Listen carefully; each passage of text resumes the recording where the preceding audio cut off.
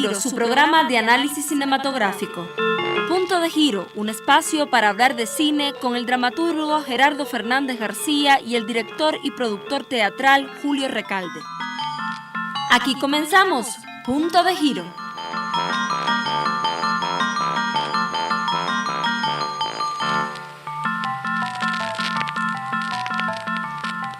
Hola, bienvenidos a Punto de Giro, su programa de análisis cinematográfico que cuenta con las opiniones del dramaturgo y profesor de guión Gerardo Fernández García y del teatrista y productor Julio Recalde. ¿Qué filme estaremos analizando hoy? Será Cuento de Otoño, con guión y dirección de Eric Rohmer.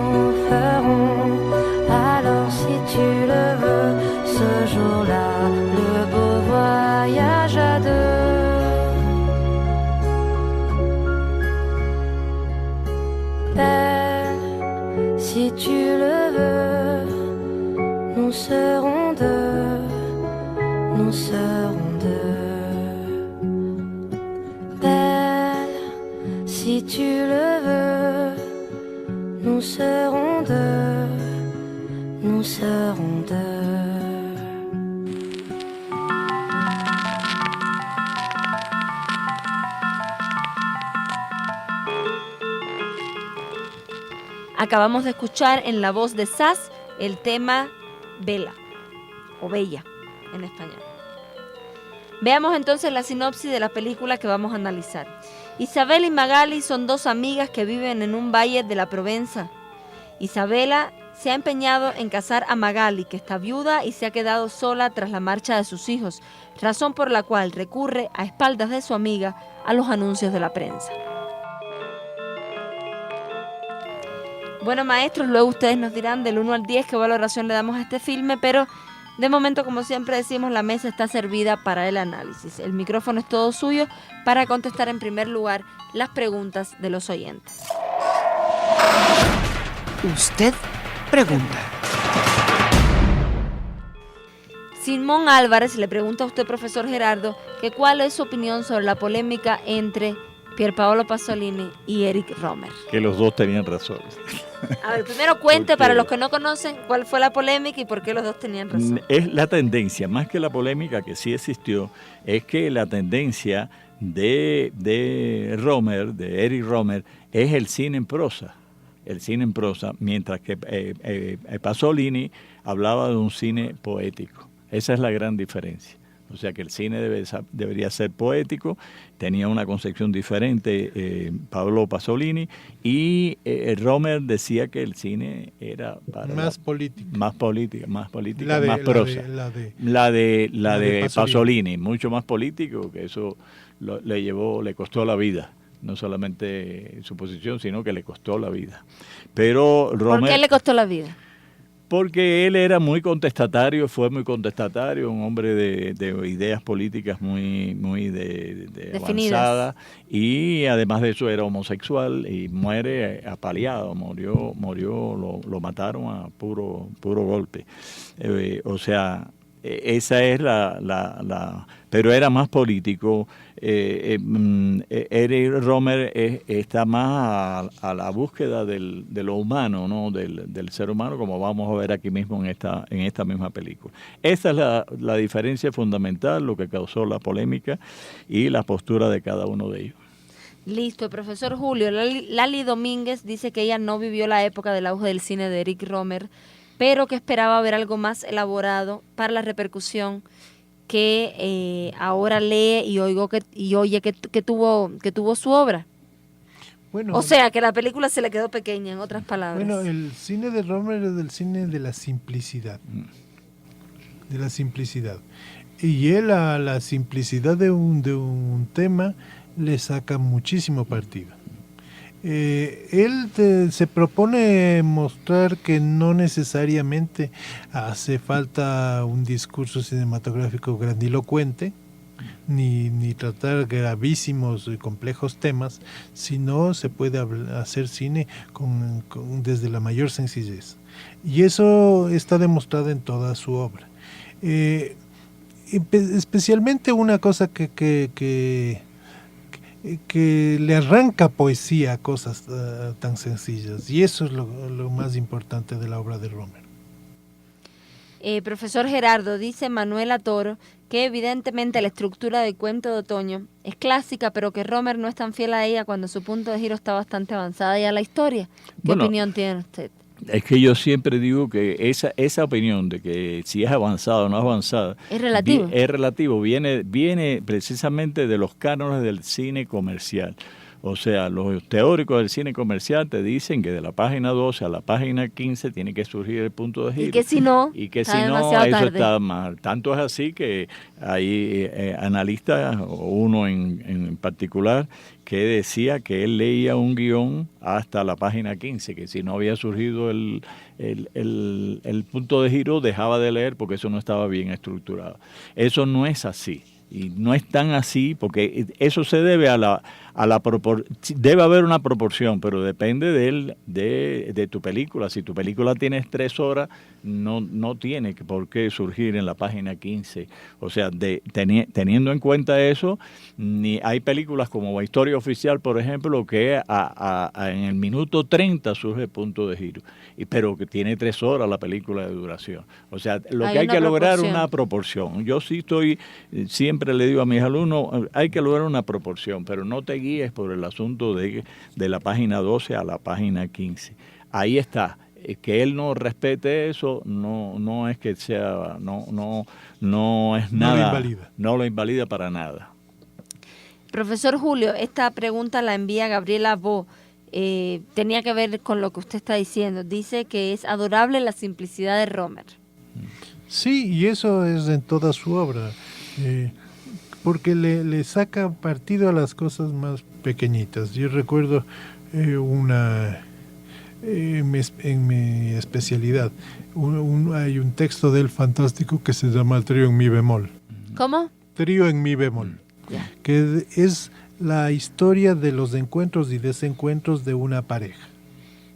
Así de sencillo. Él le quiere hacer le hace un regalito y ella se le confunde el objeto del regalo y por tanto él se siente defraudado y se corta la comunicación. Al tiempo lo relaciona con el ensayo del trío en Mi bemol de Mozart, un trío que intenta varias veces hacer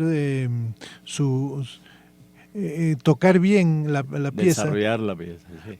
y lo intenta, pero no lo logra. Hasta que hay un momento en el que se consigue esa conexión entre los tres y sale perfectamente. Lo mismo que pasa con la pareja. Hay un momento en el que la comunicación es fluida y caen en cuenta de que todo lo anterior había sido solo un equívoco. Una obra absolutamente deliciosa, de hecho absolutamente nimio. La pérdida de un disco envuelto en un pañuelo. Ella pensó que lo que le había regalado él es un pañuelo y no el disco. Y lo importante del regalito era el disco, porque era justamente el trío mi bemol, y ellos hablaban de ese tema. Él con eso quería expresar algo muy importante con respecto a ella. Así de esa pequeñez, porque no hay nada más.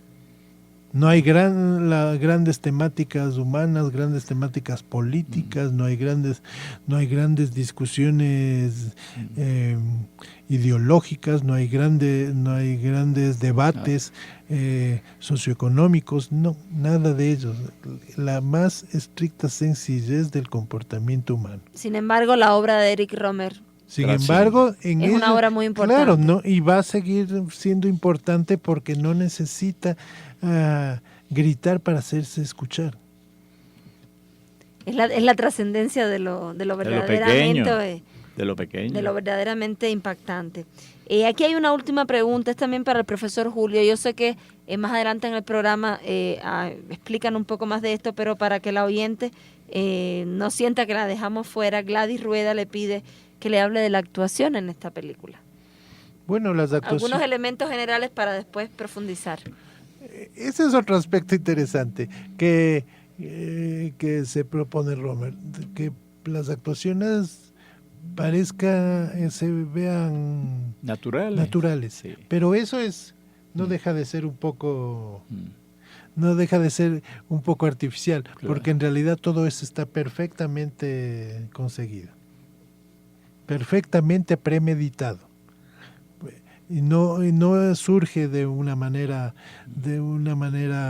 espontánea necesariamente, sino que ha sido meditado. El director sabe cómo tiene que cómo llevar el rodaje para obtener eso. Y en este caso, descomplicarlo al máximo, para que no se den la posibilidad de que el actor se vea forzado a hacer a asumir posiciones que después resulten poco creíbles.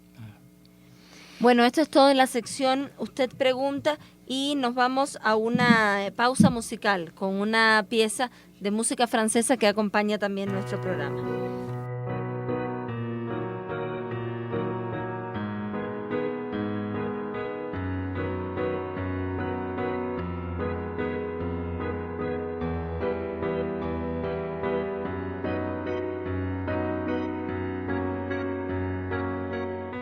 Le ciel est gris, la pluie s'invite, comme par surprise.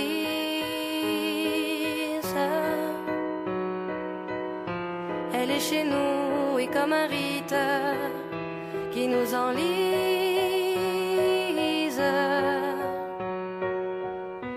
Les parapluies soufflent en cadence, comme une danse.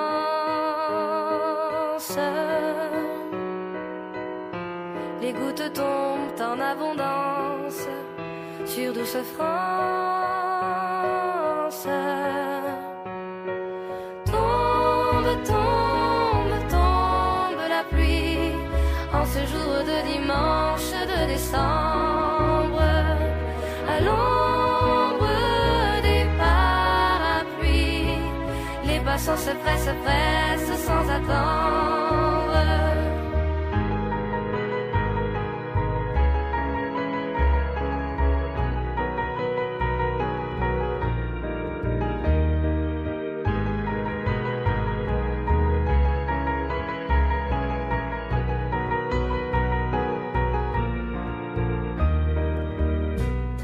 Parfois, elle hausse la voix, elle nous bouscule.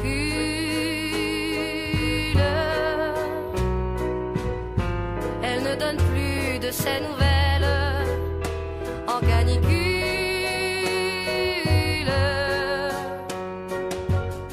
Puis elle revient comme un besoin par affection.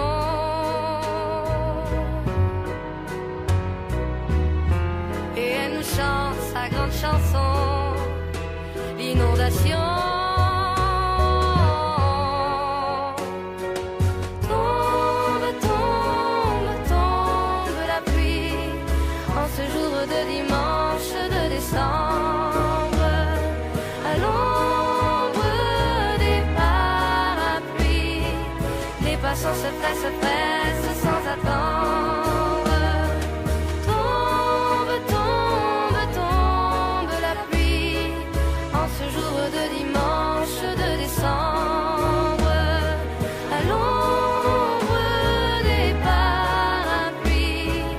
Les passants se pressent sans attendre. Et tombe, et tombe, et tombe, tombe, c'est chaud. Et tombe, et tombe, et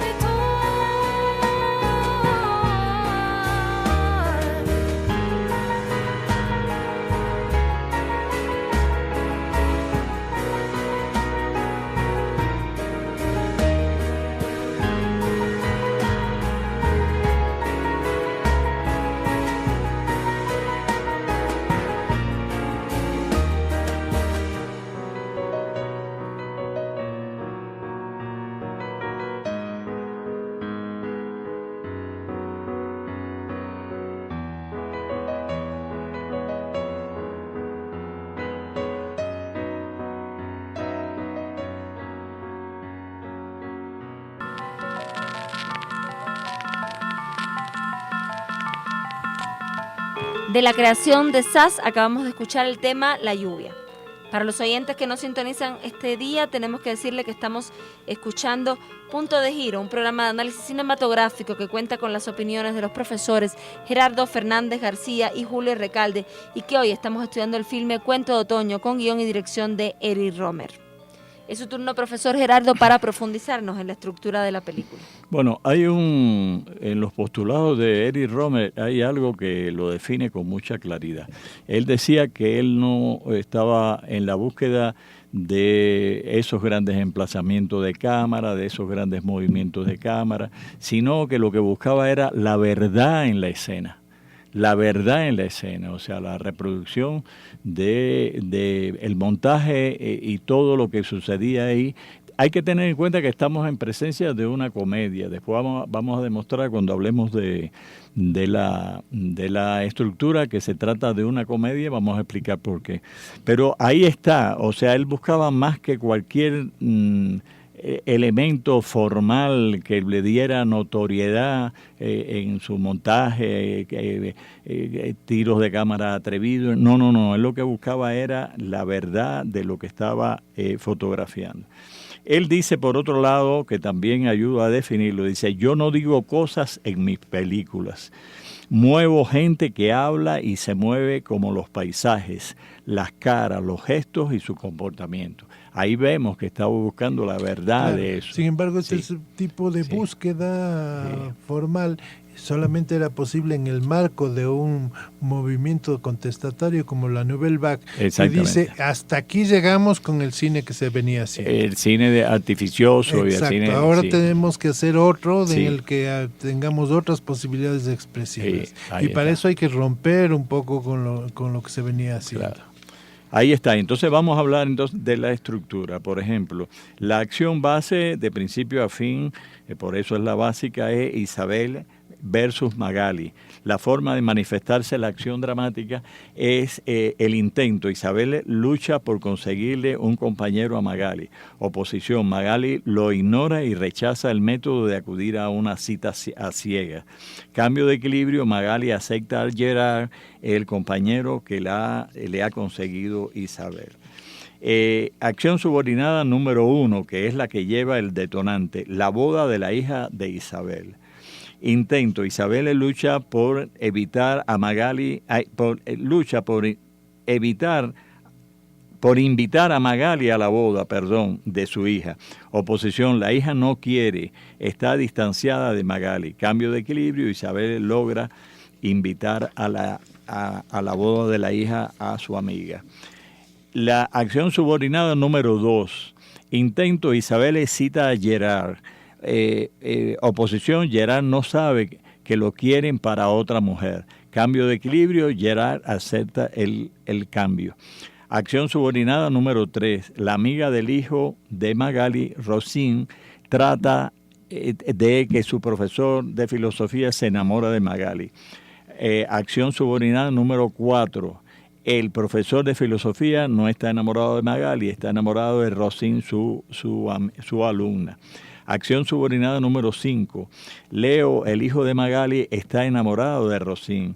El género aquí es comedia y vamos a explicar por qué. O sea, Magali tiene una actitud de rechazo a que le consigan pareja. Ella está medio huraña, ella está defraudada de los hombres y termina por ceder y aceptar. Recordaremos que la comedia se caracteriza por eso. Hay un personaje que tiene determinada actitud, casi siempre mala o hostil, y al final la curva de transformación la lleva a que cambie su postura. Eso pasa con Magali y por eso esto es una comedia.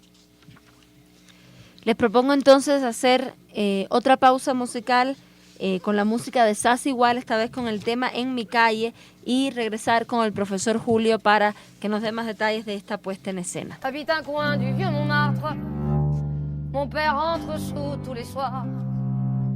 Et pour nous nourrir tous les 4, ma pauvre mère travaille au lavoir.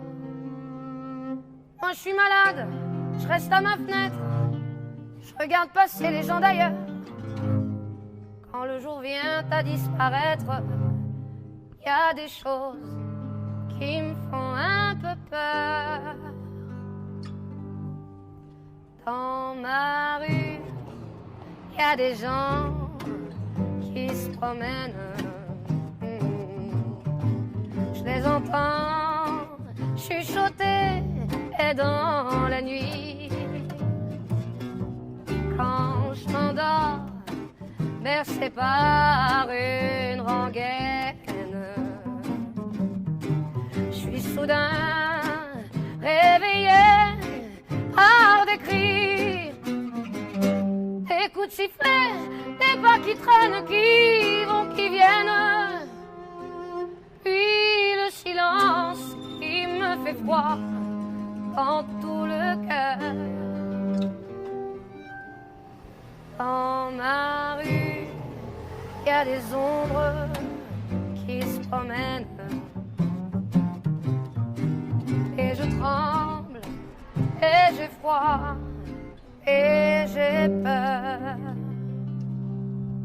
Mon père m'a dit un jour, ma fille, tu vas pas rester là sans fin. T'es bonne à rien, ça c'est de famille, faudrait voir à gagner ton pain. Les hommes te trouvent plutôt jolie, tu n'auras qu'à sortir le soir. Y a bien des femmes qui gagnent leur vie en se baladant sur le trottoir. Dans ma rue, y a des femmes qui se promènent. Je les entends fredonner et dans la nuit. Quand je m'endors, bercé par une rengaine, je suis soudain réveillé par des cris, des coups de sifflet, des pas qui traînent, qui vont, qui viennent, puis ce silence qui me fait froid dans tout le cœur. Dans ma rue, y a des femmes qui se promènent et je tremble et j'ai froid et j'ai peur. Et depuis des semaines, J'ai plus de maison, j'ai plus d'argent. Je sais pas comment les autres s'y prennent, mais j'ai pas pu trouver de clients. Je demande l'aumône aux gens qui passent, un morceau de pain, un peu de chaleur. J'ai pourtant pas beaucoup d'audace. Maintenant c'est moi qui leur fait peur. Dans ma rue, tous les soirs, je me promène. On entend sangloter et dans la nuit, quand le vent jette au ciel sa rengaine,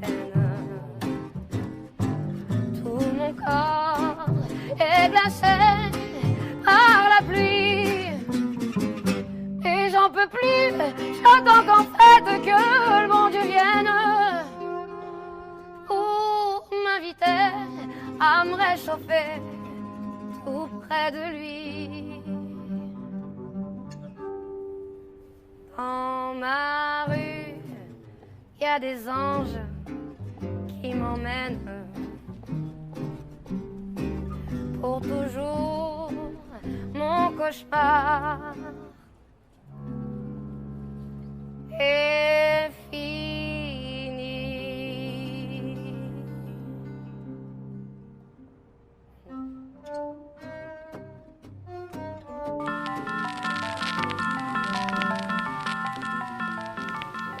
De la música de Sass acabamos de escuchar En mi calle. Es el turno suyo, profesor Julio, para profundizarnos en la puesta en escena de esta película. Bueno, aunque aquí tenemos que plantearnos un hecho interesante. A pesar de que el conflicto es muy sencillo, del cual estamos partiendo, sin embargo, cada uno de los aspectos del rodaje debió estar muy meditado para encontrar esa aparente simplicidad.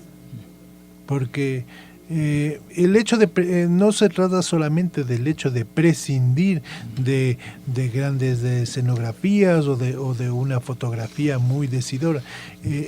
De todas maneras, el hecho de que se utilicen este tipo de elementos no significa en ningún sentido de que Rohmer no sea, sin embargo, un muy meticuloso director, porque el preparar una puesta en escena para que funcione así, de esa manera tan aparentemente sencilla, pero tan eficaz al mismo tiempo para contar un relato, casi vivenciando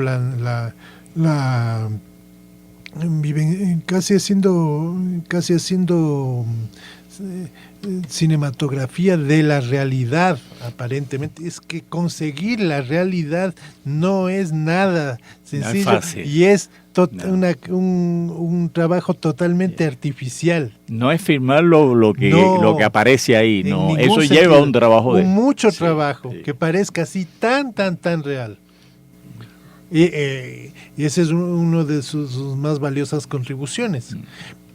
Sin embargo, es un trabajo de dirección, no lo hace dejando en manos de un director de producción que genere unos ambientes muy estilizados o una concepción del diseño general en las ambientaciones que sean muy decidoras. No, él prescinde de esos aspectos, pero en cambio los reemplaza con gran trabajo de dirección, porque para formular correctamente este planteamiento tiene que la dirección armar un rodaje muy pensado, que dé como resultado exactamente esas tomas. Porque de otra manera no habrá esa sensación de realidad que consiguen estas películas. ¿Tienen algo que agregar con respecto a No. este cuento de otoño? No. Que hace también un pequeño homenaje al tema del vino, Ah, sí, sí. que el cual En el cual usted es especialista.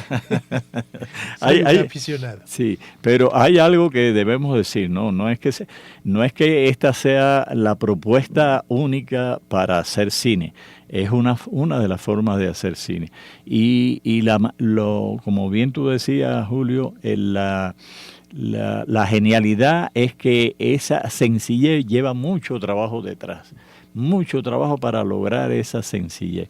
Pero con esto no estamos diciendo que no pueda haber, y de plano hemos elogiado aquí muchas veces películas que tienen segundas y terceras lecturas, que trabajan mucho el símbolo. O que Sí. tienen mucha elaboración tampoco. Exactamente.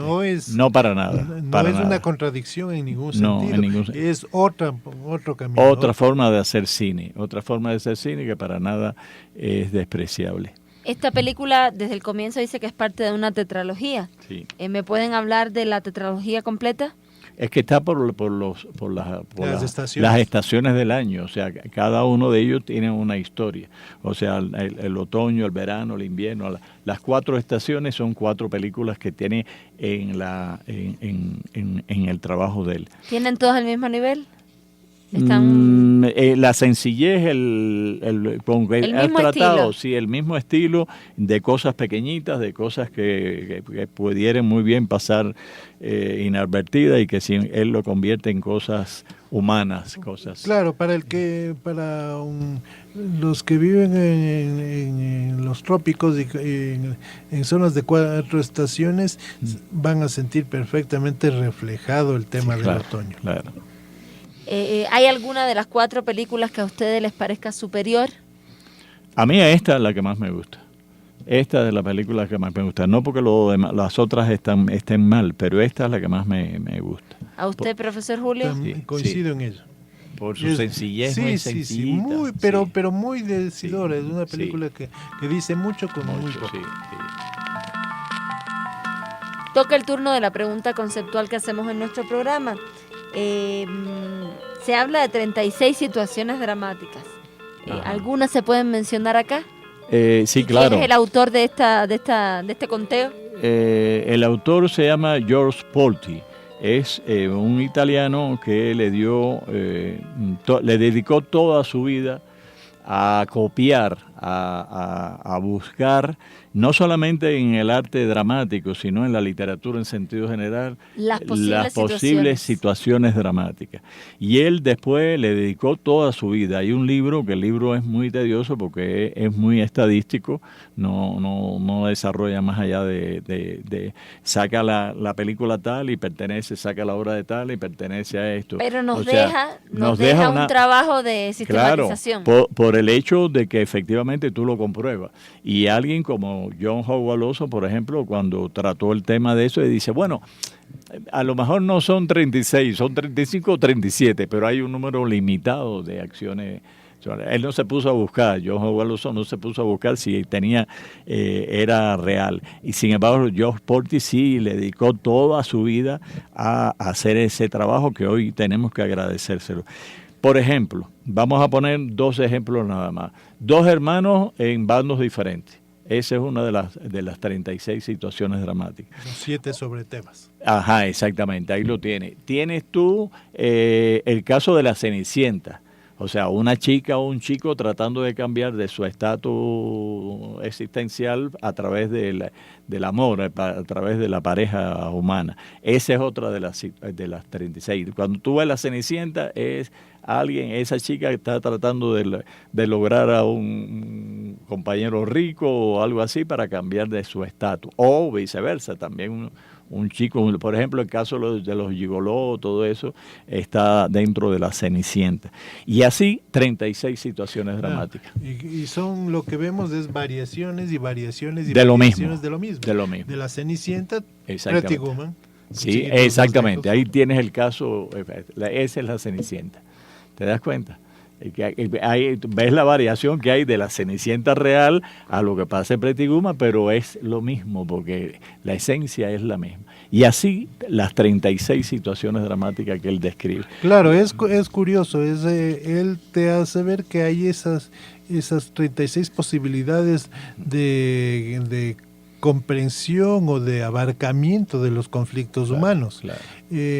En algún sentido parecido a lo que a lo que hace a esta visión de los oráculos como el I Ching, que también establece 64 posibilidades, escenarios, digamos, de los que se manifiesta supuestamente la realidad humana, que siempre coinciden en 64 posibles escenarios.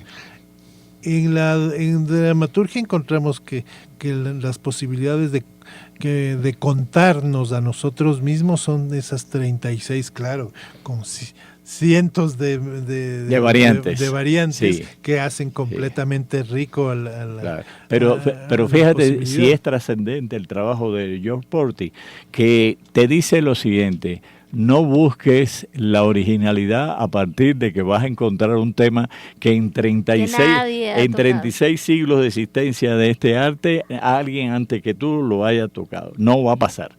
No va a pasar, eso ya está ahí. Que dice que la originalidad tienes que lograrla por lo que tú le pongas a eso de ti, no a través de que un tema de que sea totalmente original, porque no existe un tema original. ¿Cuántos siglos tiene este arte, profesor, para que 26 siglos de existencia, creo que lo dije mal, ¿no? Dijo 36 siglos de 26 siglos de existencia. Y 36 situaciones saquen la cuenta del siglo V antes de nuestra era al siglo XXI. A la actualidad. 26 claro, siglos de existencia. Y estas variaciones, claro, lo mismo, el idólatra, por ejemplo. El idólatra es el que amenaza y se rebela con los dioses. Encontramos eso narrado desde el Egipto antiguo en la época con Akenatón hasta nuestros días. Alguien contestatario a un régimen determinado, ahí lo tienes. Entonces, tienes el mismo tema. Siempre estamos hablando de lo mismo. De lo mismo. Es lo que siempre he sostenido, ¿no? Pero es que son la circunstancia y la condición humana. Es siempre la misma. Siempre tenemos un número limitado de emociones también. Y nos reconocemos en esas emociones todos de alguna manera conocemos del amor, tenemos odio, claro lo que es el odio, tenemos claro lo que es la alegría, tenemos claro lo que es la tristeza, y nos reconocemos en esas emociones. Fuera de esas emociones no hay otra manera de reconocernos. Y lo mismo pasa con las situaciones dramáticas. Las comprendemos perfectamente y las asumimos porque estamos machacando siempre en el mismo terreno, porque siempre estamos hablando de la condición humana. Hay un libro de psicología que se llama Los 4 gigantes del alba, que tiene que ver con el amor, el odio, todo. Claro, inclusive cuando queremos, cuando en la fantasía, en la farsa, se hacen historias de hormigas, les damos a las hormigas la condición humana para que no sea para que puedas entenderlo. Que puedan ser portadoras de estas emociones humanas. Sí. Me gustaría no pasar a la curiosidad del cine todavía y cerrar nuestro programa sin que hablemos en general de lo que ha sido en los últimos años el cine francés, a propósito de estar tocando hoy un director. Bueno, ahí francés. tenemos a Haneke, por ejemplo, que es un ejemplo vivo de lo que está haciendo, de los aportes que ha estado. Tenemos la película, por ejemplo, Amor, que es muy característico de él. Yo no estoy al día de todo, hay películas como, por ejemplo, Amélie, que fue trascendente en un momento determinado, allá por los años 90, por ahí. Finales del 90, ¿verdad? Que nos dio una comedia muy reflexiva. Una comedia ligada con la farsa, muy reflexiva y muy entretenida, ese cine.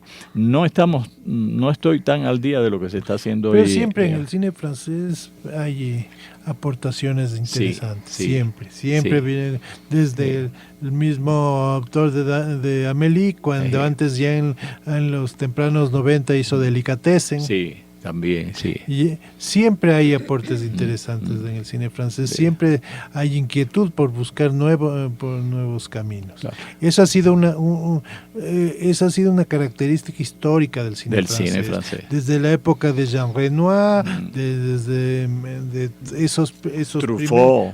Pero de los anteriores, de la generación anterior a la Nouvelle Vague. Esos primeros como Abel Gance, esos realizadores que establecieron el lenguaje cinematográfico francés.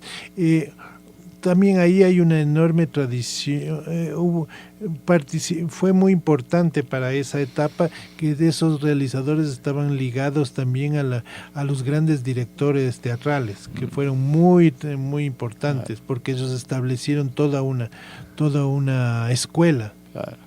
Esa escuela va dejando un pozo y eso fue lo que levantó a digamos, el edificio del cine francés que llegó a ser tan importante, pero también se había acartonado hasta que tuvo que ser contestado por la Nouvelle Vague, claro, que también después ya se queda también un poco antiguo. Como pasa siempre, claro, con las escuelas. O sea, llega un momento que ya no da más y cae en eso. Ahí se habla, por ejemplo, de todo el cine ya italiano también, que pasa igual. ¿Qué pasó con el neorrealismo italiano? Llega un momento que ya los autores ya no le daban más a eso y tienen que salirse de esos postulados de esa escuela, ¿no? Pasa como siempre, pero siempre es un cine más de pensamiento. Es un cine que busca cine francés. El cine francés. El cine europeo en sentido general, Italia. Más meditativo. Sí. Pero también tiene que ver con las circunstancias de que de todas maneras Europa entendió la importancia del cine y le ha sabido subvencionar. Claro. Tiene mucho que ver eso que esas subvenciones, sí, les permiten crear, claro, les permiten realizar las películas, aunque sin depender necesariamente de un gran éxito comercial. Eso ha permitido que ciertos directores en toda Europa, como los alemanes, como Herzog, por ejemplo, sí, que sepa que haya podido difundir una obra tan profunda como la de él, que no necesariamente es una obra comercial. Últimamente él comentaba que uno de los mejores formas de distribución actual, la más amplia, decía él, que es la piratería, que no le importa que le pirateen las películas, que claro que le gustaría siempre ganar un poco más, pero que no le importa que le pirateen porque él sabe que eso garantiza más y más y más distribución, y lo que le interesa es que se vea su obra. Claro. Los realizadores europeos tienen esa suerte de que Europa garantiza el funcionamiento de su cine, a pesar de que no necesariamente se refleje eso en una cuota de pantalla, porque la fuerza que tienen las grandes distribuidoras norteamericanas es demasiado potente, pero mantienen su singularidad cultural, impulsando la producción. El concepto de ver el cine como arte, más que como un producto comercial, determina mucho en ello, pero sobre todo tener una protección, porque si tú no tienes una protección vas a caer de todas maneras en hacer un cine que por lo menos pueda recuperar la inversión que tiene, ¿no? Claro, es que vemos, por ejemplo, el cine de consumo actual, el de Bollywood, que es tan Prolijo. Prolijo, sino al contrario, es tan repetitivo porque es solo espectáculo. Pero hacen un montón. Pero claro, pero Lo que se parecen todas. prolífico es la palabra. Prolífico. Sí. Es tan prolífico. Sin embargo, no va a trascender. No, para Esas nada. películas se olvidarán en un poco después de su estreno porque no tienen ninguna trascendencia. Más se recordará aquella vieja película de los años 50, Madre India, que marcó un hito en su momento, porque era de las primeras realizaciones del cine de la India, y que era una película con una tragedia, una película tan triste, tan que yo la recuerdo entre sombras por haberla visto hace muchísimos años en mi niñez, pero una película que marcó época. Claro. Porque yo ya la vi en los años 70, pero su estreno fue en los años 50. Pero una película que logró colocarse en la historia del cine mundial. Ninguna de las películas actuales de Bollywood tiene muchas esperanzas de llegar a eso. Trasciende un pase. Mira, por ejemplo, del cine francés, jamás en la vida el cine comercial haría una película como La vieja dama indigna, por ejemplo, que es una reflexión sobre esas mujeres que se quedan viudas, que te conmueve tanto, pero a través de una comedia, porque es los hijos que se niegan a que su madre, después de haber enviudado, tenga amistad con una prostituta que la saca a la calle, y la vieja se realiza toda, después de ya ve lo que nunca había visto ella siendo esposa de su marido, ¿no? Una película como para reflexionar a partir de algo simpaticísimo. Claro. Pero es una película que te dice Ahora cosas. también la protección tiene su lado complicado, porque a veces como esa posibilidad de proteger todo, a veces no diferencia, y también hay producciones que llegan a la pantalla, pero que no necesariamente tampoco son de tal calidad. No, y tienes tú además que a veces los productores, los que te patrocinan, te exigen cosas. O sea, es la protección y la libertad lo que puede producir grandes películas. Sí, mira, es que el fenómeno europeo es que el de Francia se repite en la mayoría de países, y es decir, hay una producción enorme, de la cual trasciende a exhibición internacional una parte muy menor. Pero ya por la distribución, ya más Claro. que ya no es tan una consecuencia o una culpa de esos productores, sino de sus posibilidades de distribución. Pero también en el hecho de que alguien quiera hacer cine y deba ser apoyado, porque se apoya desde la escritura del guión. Ajá. Ya es muy importante el aporte en ese sentido, porque tiene prácticamente garantizada la subvención. Eso implica que se harán, que ahí se aprecia el hecho de que se llegue a realizar una película, aunque no necesariamente tenga trascendencia. Claro. Pero la política es amparar, de todas maneras, proteger esa producción. Está visto como arte. O sea, otra de los empeños de Francia que tú puedes ver son los festivales. O sea, tú ves que la imposibilidad de la distribución la ha llevado a la realización de festivales. En todos los países hay un festival Son de cine vitrinas. francés. Sí. Son vitrinas Sí. para mostrar el cine francés. Sí. Bueno, tiene que ver un poco con el esfuerzo que los europeos han hecho para que sus autoridades reconozcan la necesidad Claro. de fomentar el cine, que en otros países del mundo No es así. todavía estamos muy lejos de generar una comprensión como esa. Curiosidades del cine.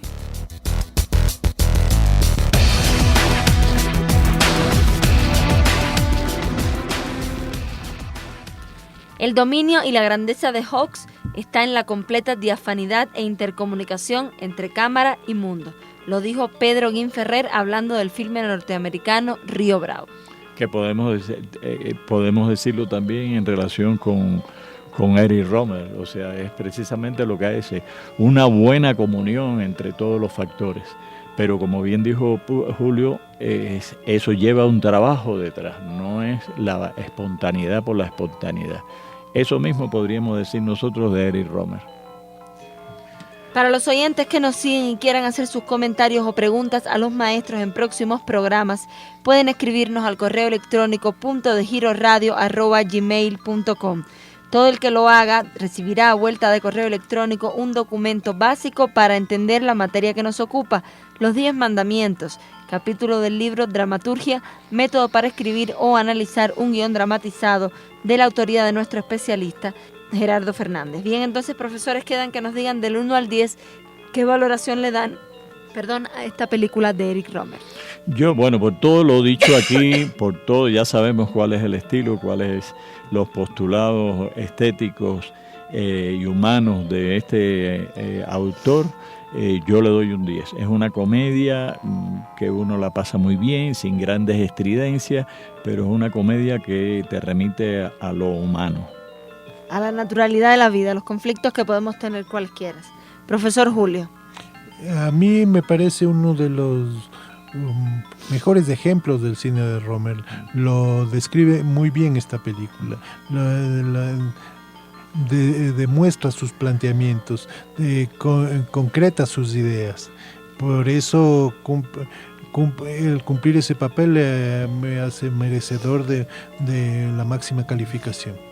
Entonces ha sido para Cuento de Otoño 10 por parte del profesor Gerardo y 10 por parte del profesor Julio. Bien, esta ha sido la valoración de nuestros especialistas, pero insistimos en que las películas en este programa son solo un pretexto para hablar sin impresionismos de las técnicas utilizadas en ellas. Decía John Howard Lawson, el cine es un arte especialmente público que tiene por tanto necesidad de espectadores informados y preparados por medio del conocimiento y la sensibilidad para apreciar los valores cinematográficos. Nuestro programa Punto de Giro y esta emisora esperan modestamente haber contribuido en ese sentido.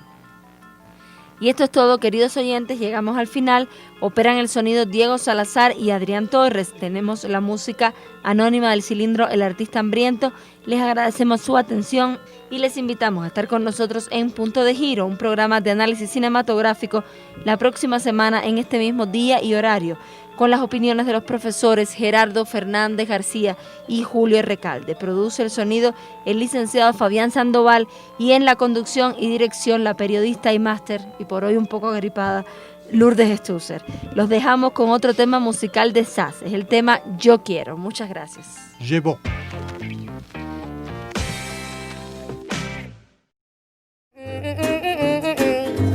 Passe, passe, passera, la dernière restera. Grin, grin. Passe, passe, passera, la dernière restera.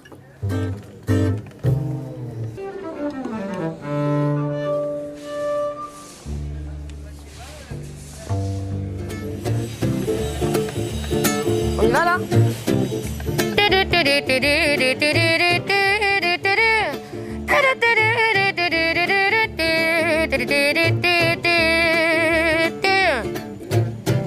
Offrez-moi une suite au Ritz, je n'en veux pas. Des bijoux de chez Chanel, je n'en veux pas. Offrez-moi une limousine, j'en ferai quoi? Offrez-moi du personnel, j'en ferai quoi? Un manoir à Neuchâtel, ce n'est pas pour moi. Offrez-moi la tour Eiffel, j'en ferai quoi?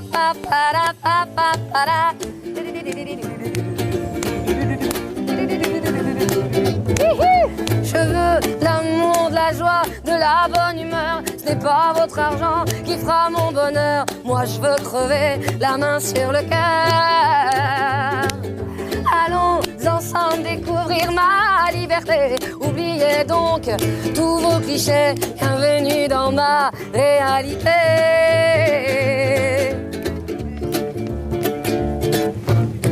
J'en ai marre vos bonnes manières, c'est trop pour moi. Moi je mange avec les mains et je suis comme ça. Je parle fort et je suis franche, excusez-moi. Fini l'hypocrisie, moi, je me casse de là. J'en ai marre des langues de bois. Regardez-moi, de toute manière je vous en veux pas. Et je suis comme ça. Je suis comme ça. Je veux de l'amour, de la joie, de la bonne humeur. C'est pas votre argent qui fera mon bonheur. Moi je veux crever la main sur le cœur. Allons ensemble découvrir ma liberté. Oubliez donc tous vos clichés. Bienvenue dans ma réalité.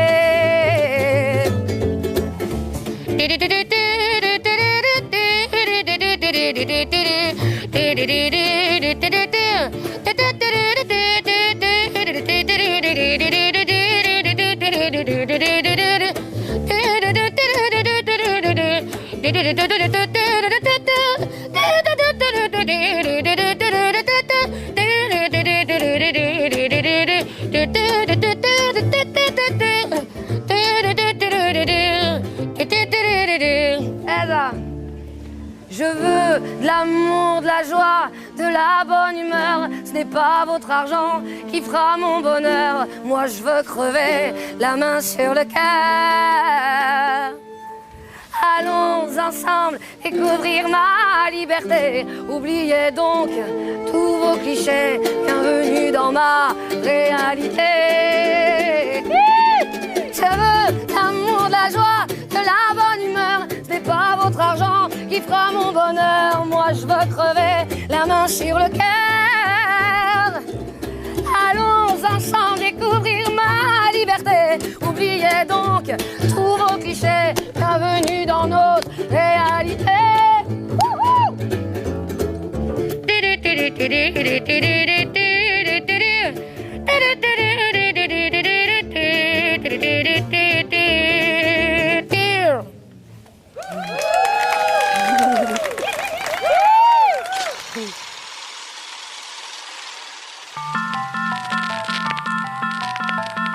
Esto fue Punto de Giro, su programa de análisis cinematográfico. Aquí concluye Punto de Giro. Hasta el próximo programa.